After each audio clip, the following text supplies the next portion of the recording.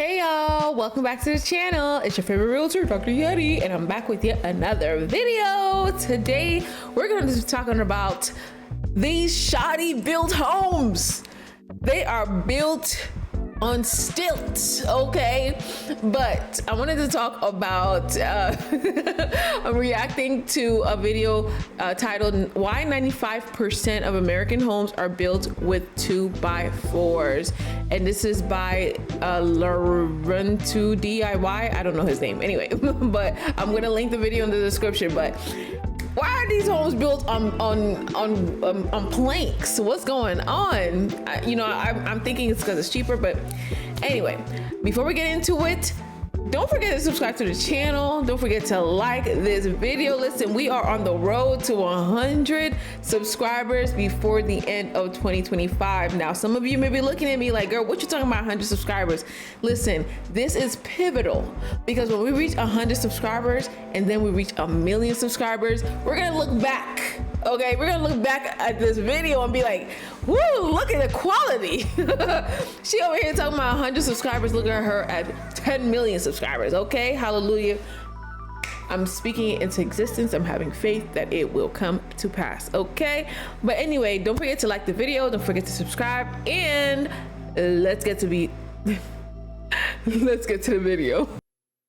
Here in America, 19 out of 20 homes built are built using good old 2x4s and drywall, otherwise known as stick framing. But the fact is, stick frame homes are gonna last about 70 years before they need major repair or even replacement. Now you compare that to our counterparts over in Europe with their masonry built homes with concrete and blocks. They're gonna last about 120 years before they need that same major repair or potentially replacement. So the question is, why on earth are we building houses like this when it's clearly an inferior construction method? Well, there's actually 3 reasons why this type of stick framing makes a lot of sense here in America. First up, affordability. To understand why the affordability of stick framing is so important to us here in America, we're gonna have to take a look at. Before we get into it, I think everybody knows that the reason why they went from brick homes to stick homes is because it's cheaper. Let's be for real.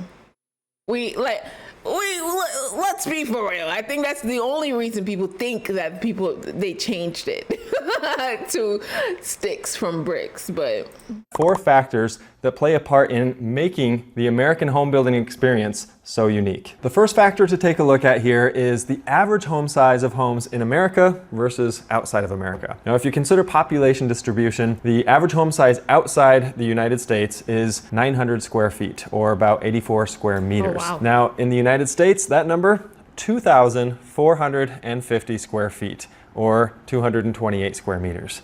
That is crazy. This is a 270% larger home in the US than outside the US. So keep that one in your back pocket for just a sec. The second factor is... Yeah, but I always say this. Just because you are doing better than somebody else does not mean you're doing good. Okay? I'm just saying, and I'm not saying the size needs to be bigger or anything like that. I'm not even talking about in terms of size. But when we are comparing ourselves to somebody else and say, oh yeah, we're doing better than this person, that means we're doing good. No, that's why I think comparison is not the best. I don't like to compare with anything. However, when we're looking at this, that we're gonna be like, oh, okay, like, well, okay, let's just keep watching. Is habitable land. That just means land that you can actually develop and... Oh, you know what? I get his point. It's cheaper to build other homes in other countries with bricks because it's smaller versus building it with bricks here in America because it's larger. Okay. Live on and be fairly comfortable. In the rest of the world, if again, population distribution included, that's 0.5 acres is the average. Here in the United States, 2.75 acres. It is 550% larger per capita than the rest of the world. We have a lot more land to work with. Now that doesn't mean that every individual in the United States owns 3 acres of land. It just means we have a lot of land to work with for these homes. The third factor of affordability of stick-framed homes is the average household size. Outside the US, we're looking at 3.6 people in each home. Inside the US, 2.5. That means there are less people to actually bring in money to pay for the house itself. So then the question is, if it's less people living in a house, why are the houses bigger? Interesting. But then again, we have more space. We have more land. So I guess Fourth factor of affordability is the average age of first-time home buyers. In the rest of the world, it averages out to 31. Here in the United States, it's pretty close to that. It's 33 years old. So that begs the question. See, I get different numbers all the time. And this video was released about a month ago.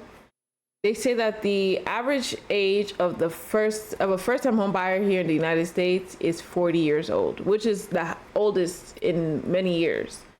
So 33, I don't know. How the heck is a 33-year-old American expected to pay for a house that is 270% larger, sitting on 550% more land, and do that and pay for that with 30% less people in the house? Well, by buying what he can afford or she can afford. Let's be honest. If you can't afford to buy it, why don't you just buy something smaller? Why don't you're biting off way more than you can chew, brother or sister, whoever you are, okay? Buy what you can afford. You don't have to buy a 2,000 square foot home in a 3-acre land. Like, you don't have to do all that. You can buy a simple townhouse. You can buy a small, bungalow with a small yard. You don't have to. I mean, there are homes, at least here in Georgia, and Georgia has a lot of land, okay? There are homes that are built on 0.5 acres of land, sometimes even less than that. So I don't know. Well, you can see why an affordable house is essential here in America. And let's take a look at what makes stick framing actually affordable. It breaks down like this. Thanks to the lower cost of the material like this, as well as the affordability and the mass amounts of laborers that are able to work with not only 2x4s but also drywall, that means that the average US home, again around 2,450 square feet, is going to cost an American $397,000 to build. That same house built out of masonry is going to cost $544,000. It's about 37% more. And the fact is, if you give us the choice, most of us, 37% less? No, we're going to. And the thing is, it's going to cost the same amount of money. Like, if you built a house with $500,000 worth of masonry and you built a similar property next door with $300,000 worth of wood, if you put it on the market, they're most likely going to be valued at the same amount. Why? Because nobody is saying, oh, I really like this house, but it's built with bricks. Don't get me wrong, some people may, but they're not going to value the house way more or way less because it's built with bricks. So, I mean, then again, maybe it's something that I don't know, right? But when I do my comps, when I run comps, I'm not running comps and say, oh, well, this is a nice house, but it's built with bricks, so it's going to cost more than it. No, nobody's doing that. Take the extra space that comes with stick framing. There is a new alternative though that we need to talk about, and that is 3D printed concrete houses. These can often be created for around the same price as stick frame exterior walls, and sometimes they're actually even cheaper. They're fast and they come with many of the benefits of concrete walls, but there are a few things to be aware of. Number one, reinforcing 3D printed concrete walls is possible, but it's not easy or common, at least not yet. Two, the technology to 3D print walls is very much in its infancy, and it's expected to get better over time. But for now, making multi-story homes, for example, especially ones with a very large footprint, is a challenge. And this is pretty cool. When I hear 3D printed homes, I think, you know, like the 3D printed material. But when you think about the fact that it's built with concrete material, and if it's reinforced properly, I don't see why not. But they, of course, they're saying it's in its infancy, I'm not just gonna vouch for it. Like, I'm not gonna be the first one to get tested. You know what I'm saying? Finna make an example out your girl. I ain't talking about all that. But hey, you know, ain't nothing wrong with no 3D printed home. You know, it's gonna be weird to tell people like, hey, you know, my house is 3D printed, but it's built with concrete. That's better than wood any day. While the process can be fast and efficient, there are major limitations in terms of flexibility, systems integration, and more. That being said, the options that are opened up to us by using 3D printing are kind of unreal, and I'm pretty excited to see where this is going to take us in the future. Too, actually. Now, myself, I'm super dorky and nerdy. I actually had a whole 3D printing channel because I've owned dozens of 3D printers, and I've actually been playing around a lot lately with this new type of filament called PEBA, or PEBA. PEBA allows me to 3D print airless tennis balls, airless basketballs, and other bouncy or flexible items that just haven't been possible. PEBA filament, wanting to try all kinds of new comfortable shoe printer right at PEBA.com. Oh, I've always found it.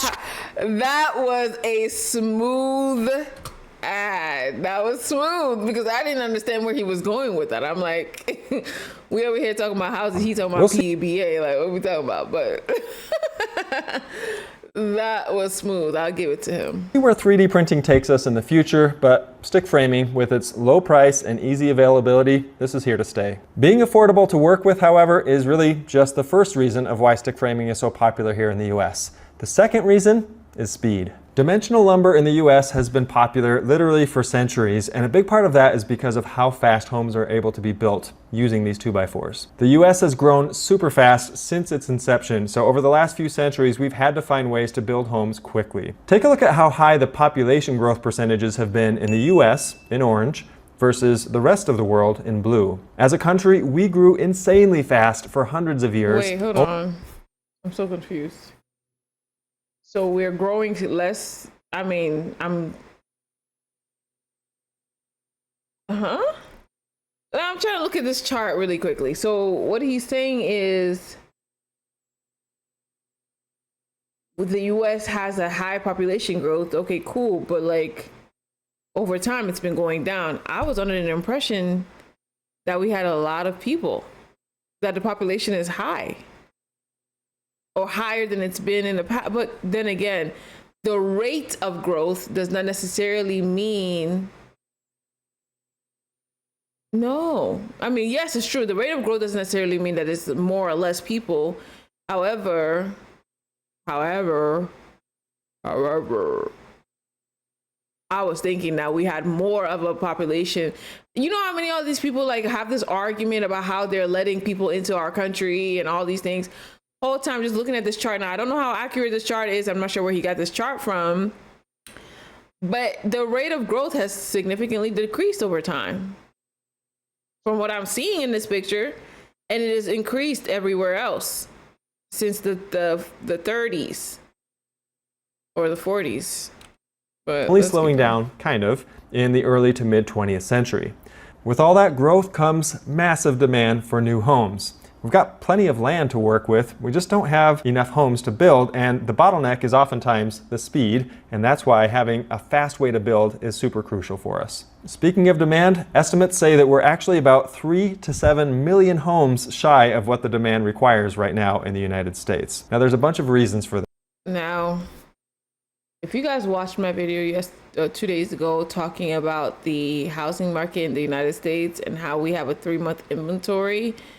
Now, we have a 3-month inventory in the US, 7-month inventory in Georgia or Atlanta, Georgia. Your market may be different. However, I don't know. I feel like people keep attacking inventory when inventory is not really, but okay, let's keep watching this. First, we've actually been underbuilding in the United States since the housing crash of 2008. Okay, you guys, you answered.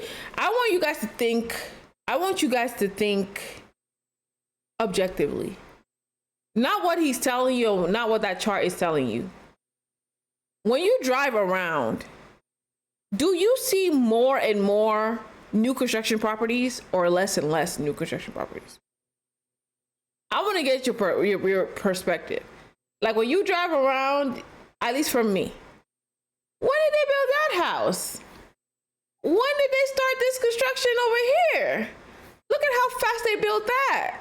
Every time I'm driving, I'm always seeing, I mean, if I'm not seeing new properties being on the market, I haven't seen as much new properties entering the market since like this past spring right? This past spring, it's like a lot of homes have been like being pushed in the market, but now it kind of dwindled down a little bit. But when we talking about new construction properties are a lot. I don't know what he's talking about, but let's be objective here and think for ourselves and say, okay, are there more properties being built on the market, or is it a lot less properties being built on the market? Second, we've experienced labor and material shortages. And the third reason is because of zoning. A lot of places require that you have single-family homes. And the fourth and final reason is because of rising land prices throughout the United States. If we as a nation adopted masonry, we would actually have more of an issue with the availability of homes because they just take longer. So stick framing actually helps us to resolve that discrepancy that we have between the availability of homes and the need for homes throughout the US. On the topic of building and framing, we're offering a DIY basement course to save you tens of thousands of dollars with stick framing like this and drywall and everything versus, let's say, the way a German house is built. Now, don't get me wrong, German houses are honestly fantastic. They're well engineered, they're sturdy, they're great. They just take a lot longer to build. So the question is, how long? If you were to actually build these side by side in the United States with our labor and the way our systems work, at least, the stick frame house is going to take about 6 to 7 months. This is average, pretty normal amount of time for a house like that here in the US. If you do the German way, we're looking at somewhere between 10 and 15 months. That's like double. And so if you see the amount of demand that we have for new houses here in the US, and you say, well, we're going to slow the housing process, the building process down, and we're going to double that time, we just can't go for that. Let me give you an example that's real world. This is from my life just a couple of years ago. We actually paid a home building company to build us a rental house that was 3,400 square feet, so quite a bit bigger than the average US home. They actually let us customize just about everything in it. All of the colors, the textiles, the cabinetry, you name it. They even let us make some bigger decisions around where the entry was and different things like that. And all of this after we picked our model out or our layout from multiple plans that they had available. They actually built that whole thing from start to finish in 4 months. 4 months, that's just kind of nuts. So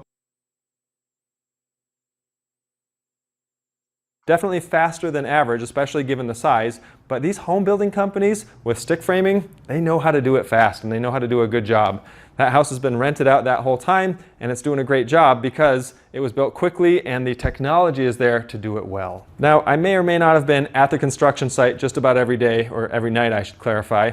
I was just checking out how fast they were going. It was fascinating to see how quickly this house could go from a dirt field to a hole in the ground to a full framed house in just a few months. Our country has been figuring out how to make homes faster and faster for centuries. They're making them better, they're making them stronger, and even though we figured out how to keep it affordable and how to do it fast, all of that is totally dependent on one last thing, and that is our third reason, America's natural resources. It's no surprise that the earliest homes in America were built really the same way that the original inhabitants built them back in their native countries. So people who came from, for example, Holland or England or Germany, they built them the same way they already knew how to. And that was using a lot of post and beam construction and then mortise and tenon joinery. This was pretty common through all homes here. Now you add to that the fact that these old growth woods like chestnut and pine and oak, they were everywhere here in America. You can find pretty much anything you need. It was super inexpensive. What wasn't so abundant though was the skilled labor to work these massive timbers. Not to mention the fact that nails back in those days were made by hand, one at a time, by blacksmiths. So they were not cheap. Fast forward to the 1700s and we saw the advent of the water-powered sawmill, and that honestly changed everything. That meant instead of working with these huge massive timbers that were super difficult and cumbersome, the sawmills could create dimensional lumber.